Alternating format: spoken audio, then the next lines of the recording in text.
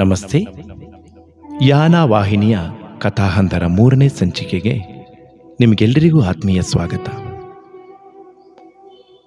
ಇಂದು ನಾನು ಹೊರಟಿರುವ ಕತೆ ಕೇವಲ ಕಥೆಯಲ್ಲ. 2017ರಲ್ಲಿ ನಮ್ಮ ಪಕ್ಕದ ಚೈನಾ ದೇಶದಲ್ಲಿ ನಡೆದ ಒಂದು ಸತ್ಯ ಘಟನೆ. ಈ ಕಥೆಯನ್ನ ಕೇಳಿದರೆ ನಿಮ್ಮ ಕಣ್ಣಂಚಿನಲ್ಲಿ ನೀರು ತುಂಬಿ ಬರೋದು ಖಂಡಿತ.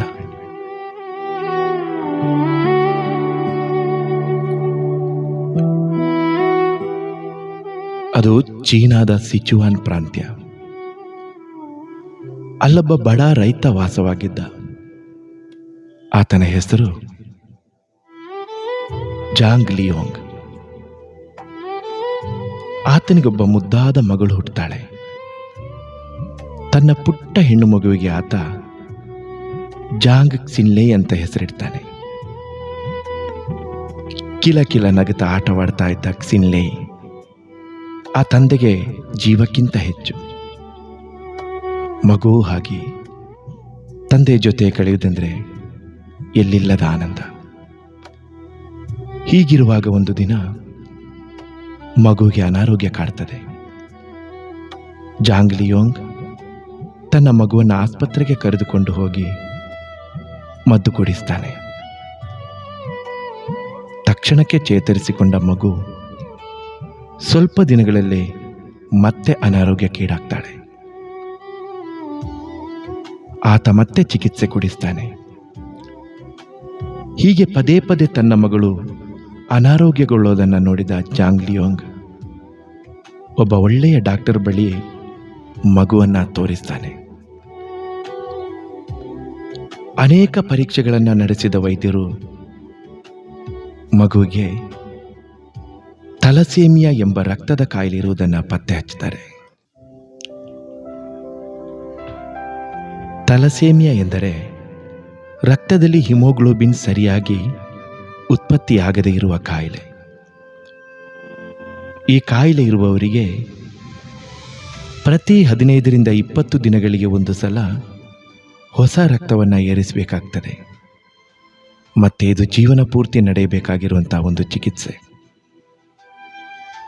ಈ ವಿಚಾರವನ್ನು ತಿಳಿದ ಜಾಂಗ್ ಲಿಯೋಂಗ್ ಭೂಮಿಗಿಳಿದು ಹೋಗ್ತಾನೆ. ಈ ಕಾಯಿಲೆ ಚಿಕಿತ್ಸೆಗಾಗಿ ಮಗುವಿಗೆ ಪದೇ ಪದೇ ರಕ್ತದ ಅವಶ್ಯಕತೆ ಇತ್ತು. ಬಡ ರೈತನಾಗಿದ್ದ ಜಾಂಗ್ ತನ್ನಲ್ಲಿದ್ದ ಹಣವನ್ನೆಲ್ಲ ಮಗುವಿನ ಚಿಕಿತ್ಸೆಗಾಗಿ ಖರ್ಚು ಮಾಡ್ತಾನೆ. ಸುಮಾರು 10 ಲಕ್ಷ ರೂಪಾಯಿಗಳನ್ನು ಸಾಲ ಕೂಡ ಮಾಡ್ತಾರೆ. ಇಷ್ಟೆಲ್ಲ ಆದರೂ ವೈದ್ಯರು ಮಗು ಬದುಕುಳಿಯುವ ಸಾಧ್ಯತೆ ತೀರಾ ಕಡಿಮೆ ಅಂತ ಕೈ ಚೆಲ್ತಾರೆ.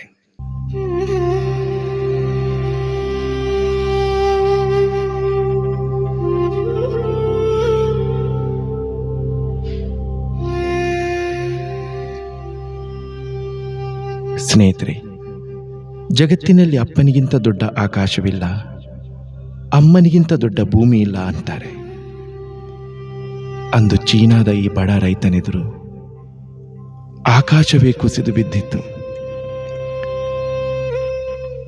ತನ್ನ 2 ವರ್ಷದ ಮಗಳು ಕ್ಸಿನ್ಲೇ ರಕ್ತದ ಕಾಯಿಲೆಯಿಂದ ಸಾವಿನಂಚಿಗೆ ಬಂದಿರ್ತಾಳೆ. ಆ ಅಪ್ಪನ ಎದೆ ಸೀಳಿ ಹೋಗಿತ್ತು. ಮಗಳ ಚಿಕಿತ್ಸೆಗೆ ಹಣವಿಲ್ಲ, ಕೈಯಲ್ಲಿ ಆಸರೆ ಇಲ್ಲ. ಆತ ಏನು ಮಾಡಿದ ಗೊತ್ತಾ? ಅಸಲಿ ಕತೆ ಶುರುವಾಗೋದೇ ಇಲ್ಲಿಂದ.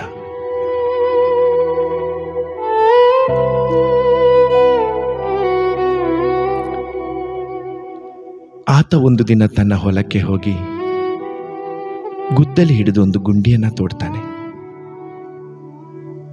ಅದು ಗಿಡ ನೆಡಲೆಂದಾಗಲಿ ನೀರು ಬರಲಿಂದಾಗಲಿ ತೋಡಿದ ಗುಂಡಿಯಲ್ಲ, ತನ್ನ ಮಗಳ ಸಮಾಧಿಗಾಗಿ ತೋಡಿದ ಗುಂಡಿ.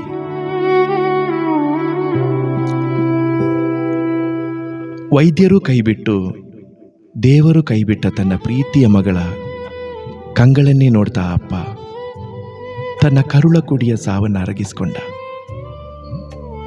ಆ ಕಂದಮ್ಮ ಸತ್ತ ಮೇಲೆ ಮಣ್ಣಿನ ಅಡಿಯಲ್ಲಿ ಒಂಟಿಯಾಗಿ ಮಲಗೋಕೆ ಹೆದರಬಾರದು ಅಂತ ಆತ ಗುಂಡಿಯನ್ನು ತೋಡಿದ್ದ.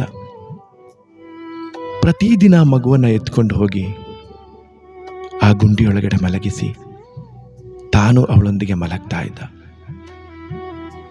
ಅದೇ ಗುಂಡಿಯೊಳಗೆ ತನ್ನ ಮಗಳ ಜೊತೆ ಮಲಗಿ ಆಟ ಆಡ್ತಾ ಇದ್ದ. ತನ್ನದೇ ಸಮಾಧಿಯೊಳಗೆ ಇಳಿದು ನಗನಗುತ್ತಾ ಆಟವಾಡ್ತಿದ್ದ ಮಗುವಿಗೆ ಯಾವ ಭಯನೂ ಇರಲಿಲ್ಲ. ಯಾಕಂದ್ರೆ ಜೊತೆಯಲ್ಲಿ ಅಪ್ಪನಿದ್ದಾನಲ್ಲ ಅನ್ನೋ ನಂಬಿಕೆ. ಗುಂಡಿಯೊಳಗೆ ತನ್ನ ಮಗುವಿನ ಮುಗ್ಧ ನಗುವನ್ನು ನೋಡಿದ ಆ ಅಪ್ಪ ಎದೆ ಒಡೆದ್ರು ಮಗುವಿಗೆ ತಿಳಿಬಾರದು ಅಂತ ಹೇಳಿ ಉಕ್ಕಿ ಬರ್ತಿದ್ದ ಕಣ್ಣೀರನ್ನ ತಡೆ ಹಿಡಿತಾ ಇದ್ದ. ಸ್ನೇಹಿತರೆ, ಆ ಅಪ್ಪ ತನ್ನ ಮಗಳ ಸಾವನ್ನ ಎದುರು ನೋಡ್ತಾ ಇರಲಿಲ್ಲ. ಬದಲಿಗೆ ಸಾವಿನ ನಂತರವೂ ಅವಳಿಗೆ ಜೊತೆಯಾಗಿರಲಿಕ್ಕೆ ತಯಾರಿ ನಡೆಸ್ತಾ ಇದ್ದ. ಒಂದು ದಿನ ಈ ಹೃದಯ ವಿದ್ರಾವಕ ದೃಶ್ಯವನ್ನ ಯಾರೋ ಫೋಟೋ ತೆಗಿತಾರೆ. ಆತ ಗುಂಡಿಯಲ್ಲಿ ಮಗಳ ಜೊತೆ ಆಟ ಆಡ್ತಾ ಅವಳನ್ನು ನಗಿಸ್ಲಿಕ್ಕೆ ಪ್ರಯತ್ನಿಸ್ತಾ ಇದ್ದ ಆ ಫೋಟೋಗಳು ಜಗತ್ತಿನಾದ್ಯಂತ ವೈರಲ್ ಆಗಿತ್ತು.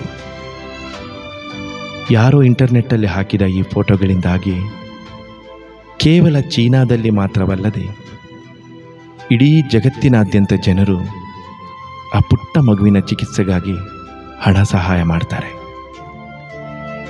ಸಾಕಷ್ಟು ಹಣ ಸಂಗ್ರಹವಾದ ಮೇಲೆ ಮಗುವಿಗೆ ಉತ್ತಮ ಚಿಕಿತ್ಸೆ ಮತ್ತು ಸ್ಟೆಮ್ ಸೆಲ್ ಟ್ರಾನ್ಸ್ಪ್ಲಾಂಟ್ ಮಾಡಿಸಲಾಯಿತು.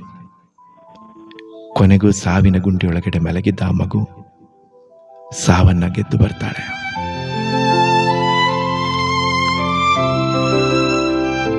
ಮಗು ಗುಣವಾದ ನಂತರ ಆ ತಂದೆ ಯಾವ ಗುಂಡಿಯನ್ನ ತನ್ನ ಮಗುವಿನ ಮೃತ್ಯುವಿಗಾಗಿ ತೋಡಿತಾನೋ ಅದೇ ಗುಂಡಿಗಳಲ್ಲಿ ಹಲವು ಸೂರ್ಯಕಾಂತಿ ಗಿಡಗಳನ್ನು ನೆಡ್ತಾರೆ. ಸೂರ್ಯಕಾಂತಿ ಸದಾ ಸೂರ್ಯನ ಕಡೆ ಮುಖ ಮಾಡಿ ಆಶಾವಾದವನ್ನ ತೋರಿಸುವಂತೆ ಆ ಕುಟುಂಬ ಕೂಡ ಸಾವಿನ ಗುಂಡಿಯನ್ನ ಬದುಕಿನ ಹೂದೋಟವಾಗಿ ಬದಲಾಯಿಸಿತು.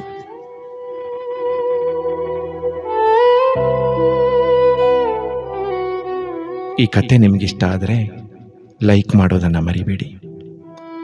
ಮತ್ತೊಂದು ಕತೆ ಜೊತೆಗೆ ಮತ್ತೆ ಭೇಟಿ ಆಗ್ತೀನಿ. ನಮಸ್ತೆ.